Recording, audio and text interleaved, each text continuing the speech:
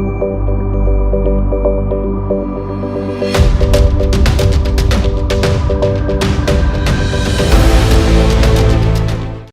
आपने देखना शुरू कर दिया है द एंगल और मैं हूं आपके साथ छवि अवस्थी। चलिए सबसे पहले नजर डालते हैं आज की सुर्खियों पर। प्रधानमंत्री नरेंद्र मोदी ने अटल टनल का किया उद्घाटन। दुनिया की सबसे लंबी सुरंग बनी है अटल टनल। हिमाचल प्रदेश को था लंबे समय से इसका इंतजार। हाथरस मामले में पीड़िता के गांव में कवरेज करने की इजाजत मिली मीडिया को। प्रियंका गांधी ने साधा योगी सरकार पर निशाना। राजस्थान में पंचायती राज चुनाव का दूसरा चरण आज 1028 ग्राम पंचायतों पर हो रहा मतदान। आईपीएल में आज सुपर सैटरडे, कई दिग्गज उतरेंगे क्रीज पर, सर चढ़कर बोलेगा रोमांच। आज भारत के लिए बड़ा दिन है क्योंकि आज भारत के हिमाचल प्रदेश में दुनिया की सबसे लंबी सुरंग का उद्घाटन हुआ है। प्रधानमंत्री नरेंद्र मोदी ने सामरिक रूप से अहम सभी मौसम खुली रहने वाली अटल सुरंग का हिमाचल प्रदेश के रोहतांग में उद्घाटन किया। बीआरओ के महानिदेशक लेफ्टिनेंट जनरल हरपाल सिंह ने पीएम मोदी को टनल के बारे में जानकारी दी। इस सुरंग के कारण मनाली और लेह के बीच की दूरी 46 किलोमीटर कम हो गई है। इस दौरान रक्षा मंत्री राजनाथ सिंह भी मौजूद रहे। अटल सुरंग दुनिया में सबसे लंबी राजमार्ग सुरंग है और 9.2 लंबी सुरंग मनाली को सालों भर लाहौल स्पीति घाटी से जोड़े रखेगी। टनल के उद्घाटन के बाद पीएम मोदी ने नॉर्थ पोर्टल में निगम की बस को हरी झंडी दिखाकर 15 बुजुर्ग यात्रियों को साउथ पोर्टल की तरफ रवाना किया। हाथरस गैंगरेप मामले में राजनीति तेज हो गई है। अब कहा जा रहा है कि जल्द ही समाजवादी पार्टी के नेता और पूर्व मुख्यमंत्री अखिलेश यादव भी पीड़िता के परिवार से मुलाकात कर सकते हैं। वहीं यूपी के पूर्व सीएम और समाजवादी पार्टी के अध्यक्ष अखिलेश यादव जल्द हाथरस में पीड़िता के परिवार से मिलने जाएंगे। हाथरस केस का प्रियंका गांधी ने एक बार फिर योगी सरकार को निशाने पर लिया है। प्रियंका ने ट्वीट कर कहा कि यूपी सरकार नैतिक रूप से भ्रष्ट है। पीड़िता को इलाज नहीं मिला, समय पर शिकायत नहीं लिखी, शव को जबरदस्ती जलाया, परिवार कैद में है, उन्हें दबाया जा रहा है। अब उन्हें धमकी दी जा रही है कि नार्को टेस्ट होगा। यह व्यवहार देश को मंजूर नहीं। पीड़िता के परिवार को धमकाना बंद कीजिए।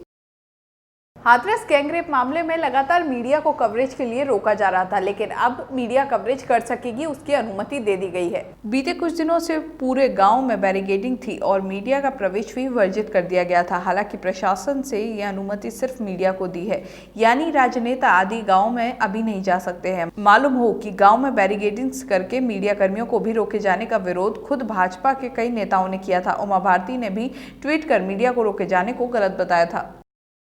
चलिए बात करते हैं बिहार की। तो बिहार विधानसभा चुनाव में पहले चरण का मतदान 28 अक्टूबर को होगा। इसके लिए नामांकन की प्रक्रिया शुरू हो चुकी है, लेकिन एनडीए में अभी तक सीटों को लेकर पेच फंसा हुआ है। वहीं दूसरी ओर विपक्षी महागठबंधन में सीटों को बंटवारा तय हो गया है। राजद नेता तेजस्वी यादव और कांग्रेस के पूर्व अध्यक्ष राहुल गांधी की बातचीत के बाद महागठबंधन में सीटों का मसला काफी हद तक सुलझता दिख रहा है। सूत्रों के मुताबिक महागठबंधन में राजद के 135 सीटों पर उम्मीदवार होंगे, कांग्रेस को 70 सीटें मिलेंगी। दूसरी ओर एनडीए में लोजपा की चुप्पी के कारण जदयू और भाजपा के बीच सीटों की गुत्थी उलझी रही और करीब दर्जन भर पसंदीदा सीटों को लेकर दोनों दल आमने सामने हैं। छत्तीसगढ़ में माओवादी संगठनों में आपसी फूट सामने आई है। जिला बीजापुर में माओवादी कमांडर ने ग्रामीणों की हत्या का आदेश दिया था। इसके बाद ग्राम चितावर के जंगल में दिनेश मोडियम और डीवीसी मोडियम वीजा के बीच विवाद हो गया। माओवादी कमांडर और दिनेश मोडियम के निर्देश को मानने से इनकार करते हुए उसके अधीनस्थ स्थानीय माओवादी ने वीजा की गोली मारकर हत्या कर दी थी। पुलिस महानिदेशक बस्तर रेंज सुंदरराज पी ने कहा कि आतंक के सहारा से चलने वाले माओवादी संगठन की खात्मा होना प्रारंभ हो गया है। माओवादी मोडियम वीजा पर सरकार ने 8 लाख का इनाम घोषित कर रखा है। जिला बीजापुर में नक्सल गतिविधि संबंधित एक महत्वपूर्ण घटनाक्रम सामने आया है। सीपीआई माओवादी संगठन की पश्चिम बस्तर डिवीजन की Gangalur area committee incharge divisional committee member Modiyam Vija को उनके अधीनस्थ स्थानीय कैडर्स द्वारा गोली मारकर हत्या करने की जानकारी अभी सामने आ रहा है।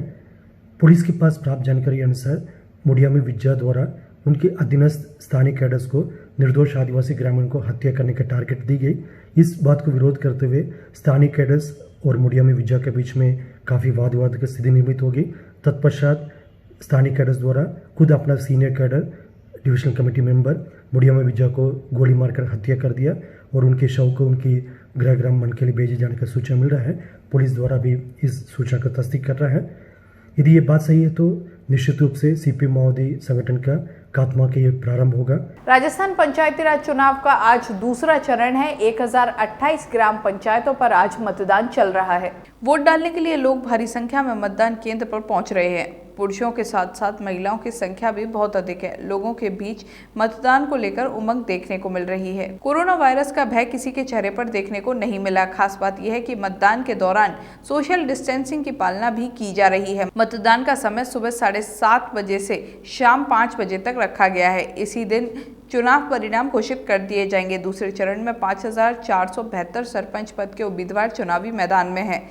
12179 पंच पद के लिए उम्मीदवार चुनावी मैदान में हैं।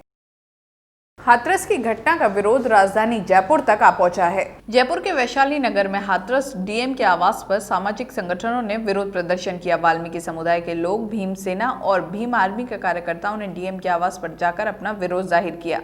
युवा नेता रोशन मंडोतिया ने बताया कि ये दलित समुदाय के लोगों की समाज और देश की बेटी को न्याय दिलाने की जायज मांग है। उन्होंने कहा कि यूपी की योगी सरकार डीएम सहित दोषी लोगों को तुरंत बर्खास्त किया जाए।